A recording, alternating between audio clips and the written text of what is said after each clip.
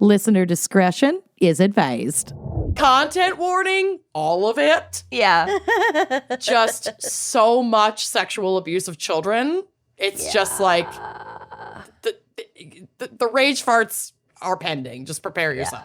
Okay. So the American Boychoir School was a boarding school founded in 1937 as the Columbus Boychoir School in Columbus, Ohio by Herbert Huffman, who believed that, quote, the experience of performing the great choral literature and performing it at the highest professional levels could have a profound effect on the academic, social, and moral development of boys. Social. They won't need social security. Oh, social skills. I don't like Huffman already. Hard hate. Yeah. The school relocated to Princeton, New Jersey in 1950, changing its name to the American Boychoir School. This boarding school was for boys grades 4 through 8, and families around the world sought admission for the benefits of their exclusive and small class sizes. Classes maxed out at 12 students.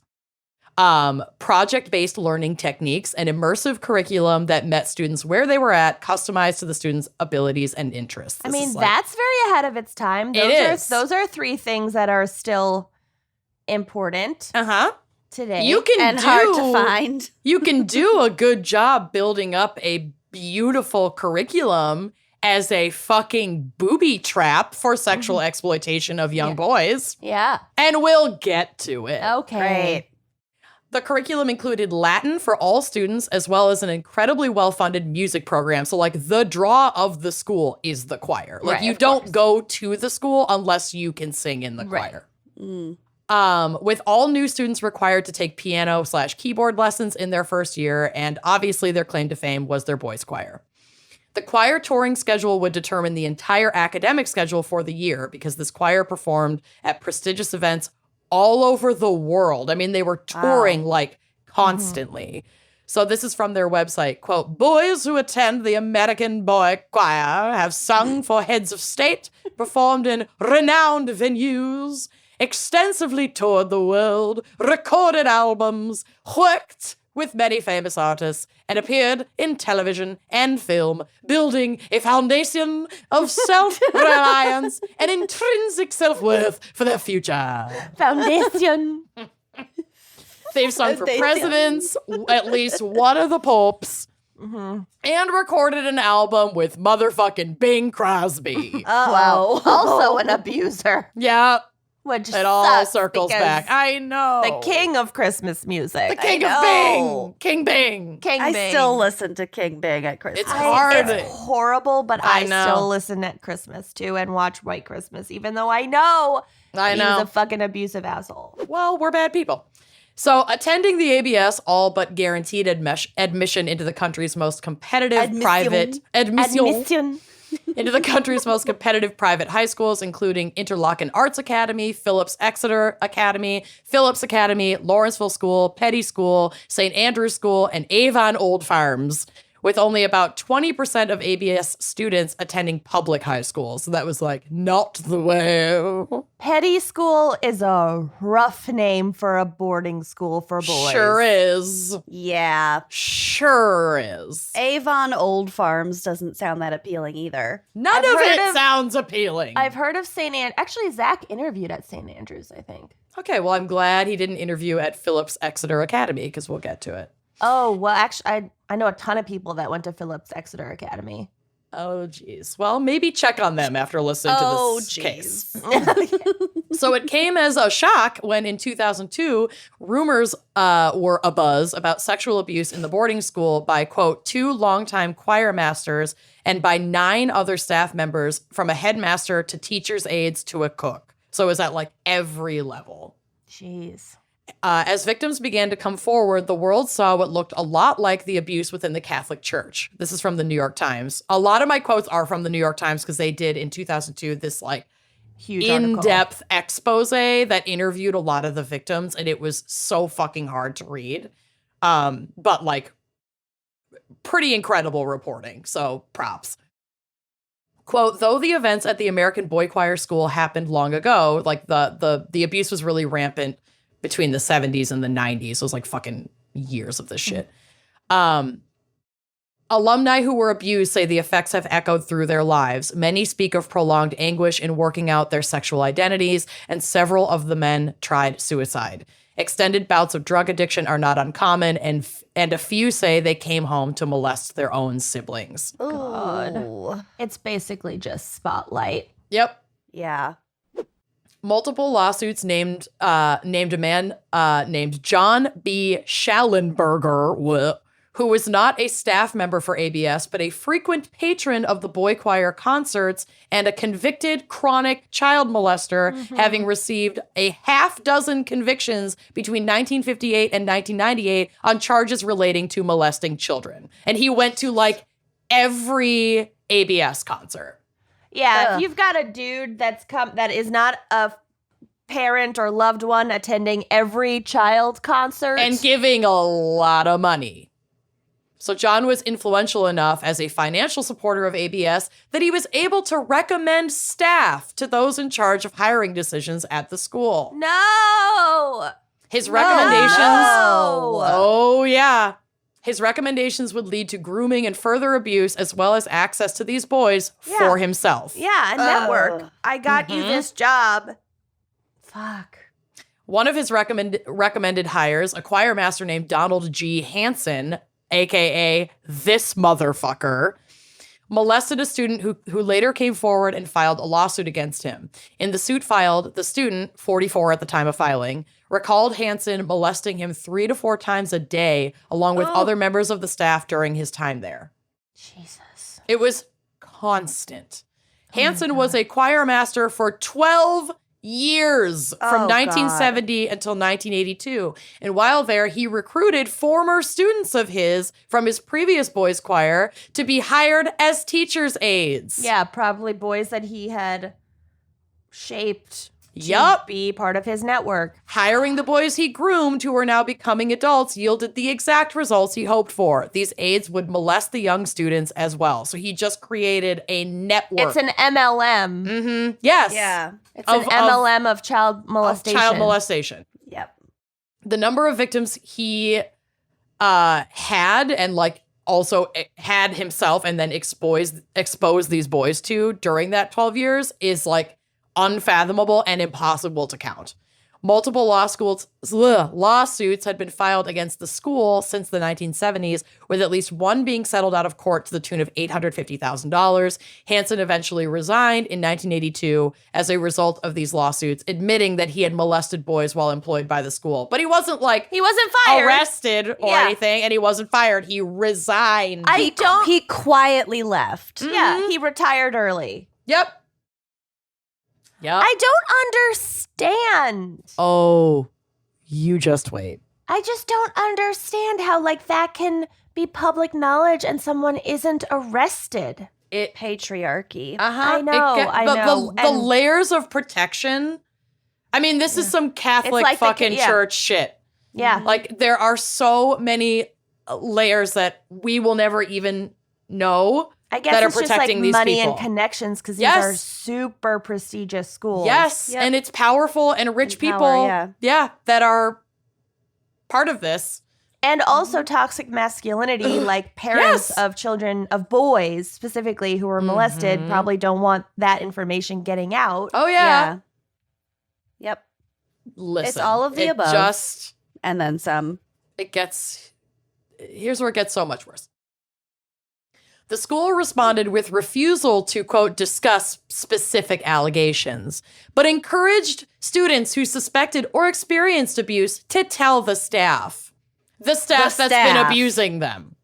Great. Cool. And also set up an alumni helpline manned by a psychologist to support alumni who were molested.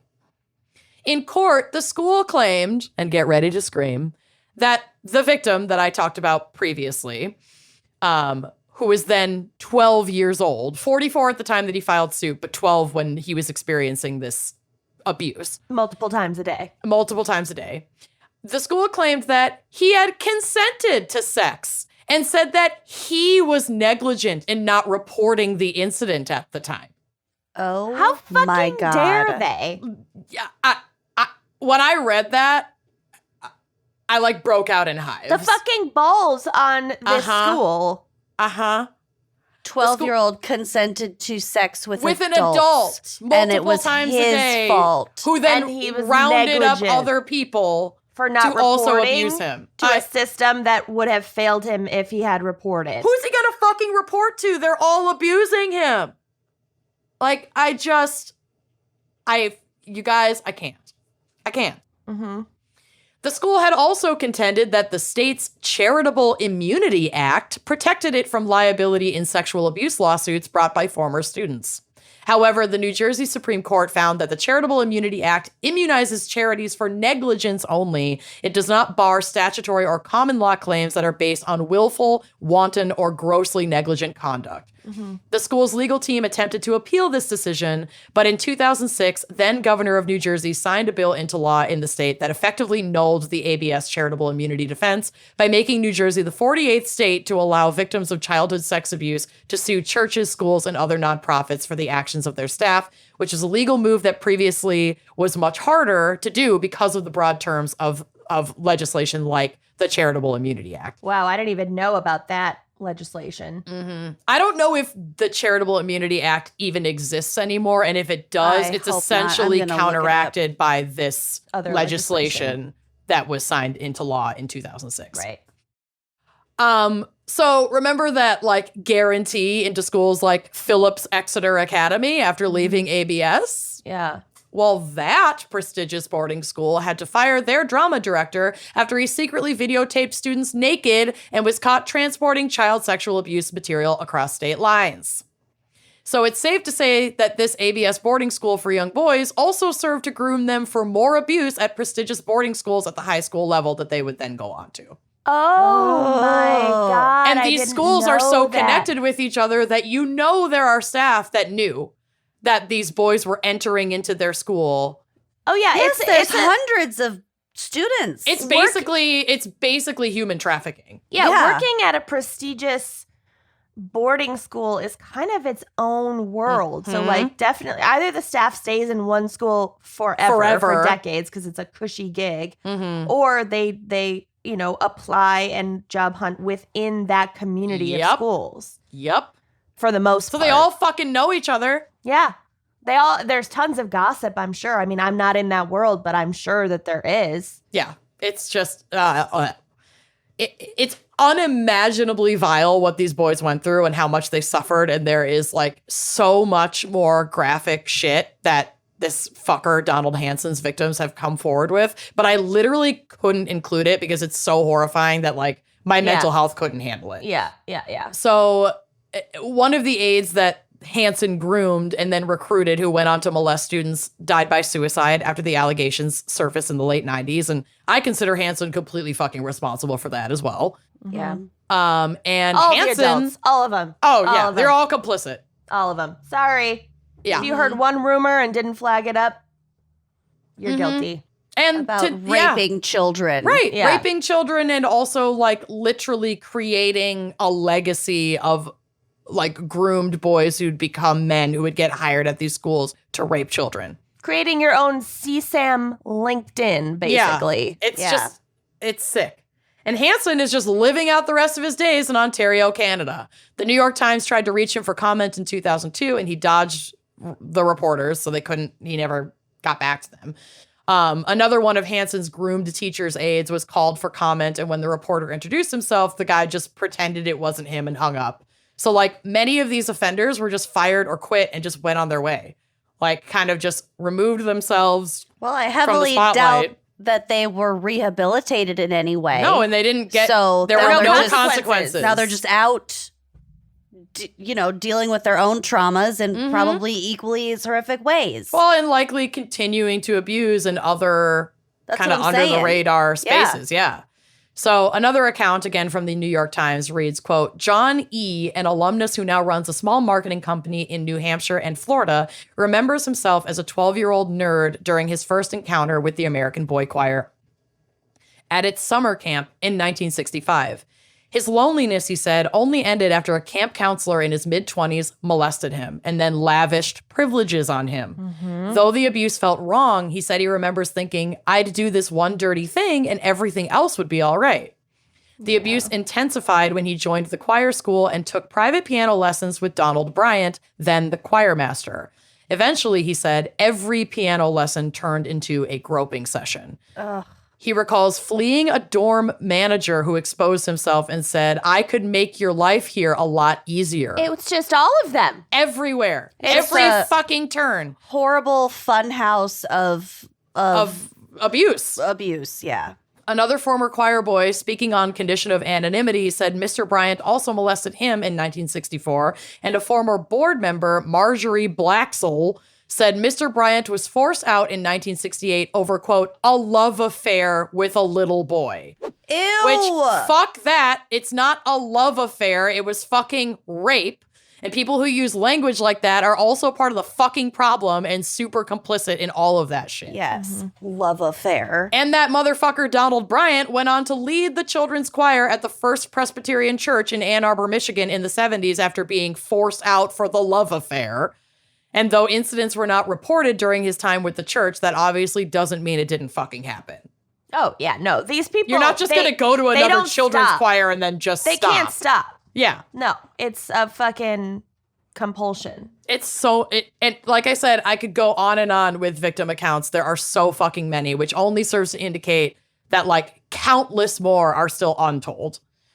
The reckoning brought forth by the victims who were willing and able to come forward was enough to financially tank the school. And since money talks, apparently that was the only way to fucking close the school. Mm-hmm. They'd promised reforms to protect the kids, and the state just let them remain operational. But admissions tanked after 2012, and in 2015, they filed for Chapter 11 bankruptcy. They didn't even have enough money to finish that school year in 2015, so they just ended it early.